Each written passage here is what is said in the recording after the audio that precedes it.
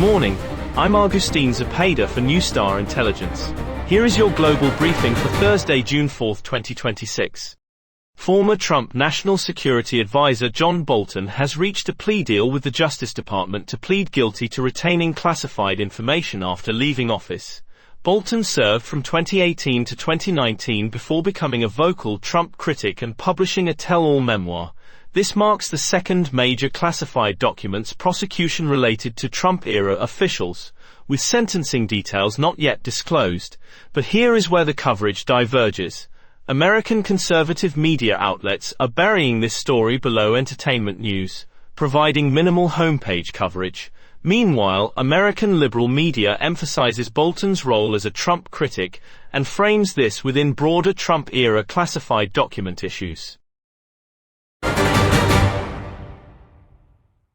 US, UK, Canada, Australia, and New Zealand intelligence agencies issued a rare joint public warning about Chinese espionage operations using fake job postings on professional networking sites. The campaigns target government personnel, defense contractors, and technology workers with security clearances to recruit assets and steal intellectual property. This unprecedented joint warning signals the threat has reached significant scale. But here is where the coverage diverges. Chinese state media dismisses the entire warning as a US-led smear campaign and fabricated propaganda, claiming Western nations engage in identical activities. American and European outlets frame this as a serious escalation requiring public acknowledgement, while Indian media questions why India was excluded from Five Eyes coordination, despite being a Quad member. A ceasefire agreement between Israel and Lebanon collapsed within hours of being announced despite initial reports of a deal. Talks mediated by international parties broke down over disagreements on implementation terms and verification mechanisms. The collapse extends the conflict that has displaced thousands along the border region. But here is where the coverage diverges. American and European media report the ceasefire was a finalized deal that collapsed, while Middle Eastern outlets suggest only a framework was discussed with no actual agreement reached. Regional media also differs on which side withdrew first, with Israeli sources blaming Lebanon and Lebanese sources blaming Israel. The Swiss National Bank delivered a surprise 50 basis point rate cut, bringing rates to 0.5% in an unexpected move that shocked markets. The aggressive cut signals growing concerns about European economic growth and deflation risks.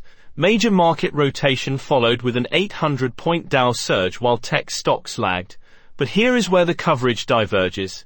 American financial media frames this as a positive catalyst for US markets and potential soft landing signal, while European outlets express alarm about underlying economic weakness requiring such aggressive action. Chinese media highlights this as evidence of Western economic decline.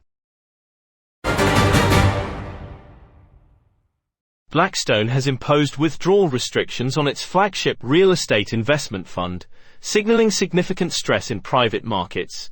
The move prevents investors from pulling capital amid concerns about commercial real estate valuations and liquidity. This marks one of the most significant private market stress signals since the financial crisis. But here is where the coverage diverges. American business media downplays systemic risk, framing this as prudent fund management and normal market adjustment. European financial outlets express greater concern about contagion to banking sector exposure. Chinese media highlights this as evidence of American financial system fragility. North Korea has publicly unveiled a new nuclear fuel production facility, significantly expanding its weapons program capacity. Satellite imagery confirms the facility is operational and producing enriched uranium for weapons development.